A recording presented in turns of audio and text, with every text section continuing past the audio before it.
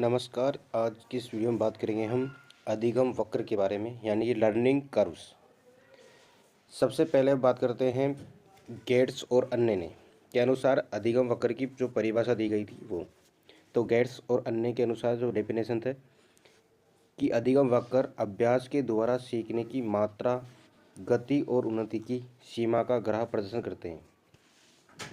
ये गेट्स व अन्य के अनुसार ये अधिगम वक्र की डेफिनेशन दी गई थी। हम बात करेंगे अधिगम वक्र के प्रकार। अधिगम वक्र के प्रकार कितने हैं ये हम में पहला है अधिगम वक्र का प्रकार है सरल रेखीय। सरल रेखीय अधिगम वक्र सबसे पहला कौन सा है? सरल रेखीय अधिगम वक्र। इसमें है सीखने की क्रिया में प्रगति जब तक एक समान रहती है तो इसे सरल रेखीय वक्र कहते हैं। बात करें, हम देख रहे हैं यहाँ पर सरल रेखीय वक्र।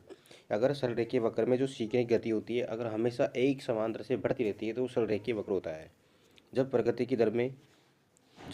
की दर में कोई परिवर्तन नहीं होता तो उसे शून्य त्वरण कहते हैं। सेकंड वाला है आपके पास उन्नतोदर वक्र। जब आरंभ में सीखने की गति तीव्र रहे और बाद में धीरे धीरे मंद हो जाए, यानी कि शुरुआत में तो गति तेज रहे और बाद में धीरे धीरे कम हो जाए तो इसे उन्नतोदर वक्र कहते हैं। इसे नकारात्मक वक्र भी कहा जाता है, यानी कि ऐसा वक्र जिसमें प्रारंभ में तो गति तेज रहे लेकिन धीरे धीरे धीरे वो सरल हो जाए, ऐसे वक्र को उन्नतोदर वक्र कहा जाता है। नंबर 3 की बात करेंगे हम नतोदर वक्र। नतोदर वक्र का क्या होता है कि जब आरंभ में सीखने की गति मंद रहे, यानी कि प्रारंभ में सीखने की गति धीमी रहे और धीरे धीरे ये तेज हो जाए, यानी कि बाद में बढ़ जाए, इसे नतोदर वक्र कहते हैं। इसे हम सकारात्मक वक्र दर भी कहते हैं, यानी कि प्रारंभ में तो धीमी है वो बाद में तेज हो गई तो इस प्रकार के वक्र को नतोदर वक्र कहते हैं। और नंबर 4 है मिश्रित वक्र।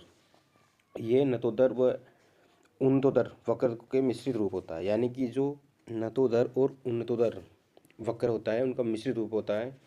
इसमें आरंभ में सीखने की गति मंद होती है, बाद में तीव्र हो जाती है।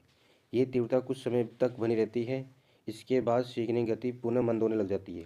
इस प्रकार इसके विपरीत आरंभ में प्रगति की तीव्र गति या बाद में मंद गति हो जाती है। ये अधिगम वक्र के 4 टाइप थे। ठीक है, हमने पहला कौन सा देखा था, एक बार रिवीजन करेंगे दोबारा। हमने पहला देखा था सरल रेखीय वक्र, जिसमें सीखने की गति लगातार बढ़ती रहती है या एक समान रहती है, उसे सरल रेखीय वक्र कहते हैं, यानी कि एक सीधी रेखा में होती है। ठीक है, दूसरा हमने पढ़ा था उन्नतोदर वक्र। जब प्रारंभ में सीखने की गति तीव्र रहे बाद में धीरे धीरे हो जाए तो ये उन्नतोदर होते हैं, इसे नकारात्मक वक्र भी कहते हैं। जबकि जो नकारात्मक नतोदर होता है इसे सकारात्मक वक्र भी कहते हैं। इसमें जो प्रारंभ में सीखने की गति धीमी होती है लेकिन बाद में बढ़ जाती है। और मिश्रित वक्र इन सभी का मिला जुला रूप होता है। अब बात करते हैं हम अधिगम के प्रकार। अधिगम के प्रकार, जब सीखने की क्रिया में न तो उन्नति हो और न ही अवनति हो, वरन सीखने की गति रुक जाती हो अथवा स्थिर हो जाती हो, इसे सीखने का प्रकार भी कहा जाता है। अधिगम के प्रकार के कुछ कारण हैं।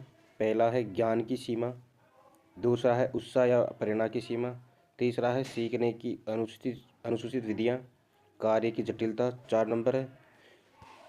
आगे हम देखेंगे 5 नंबर है जटिल कार्य के केवल पक्ष,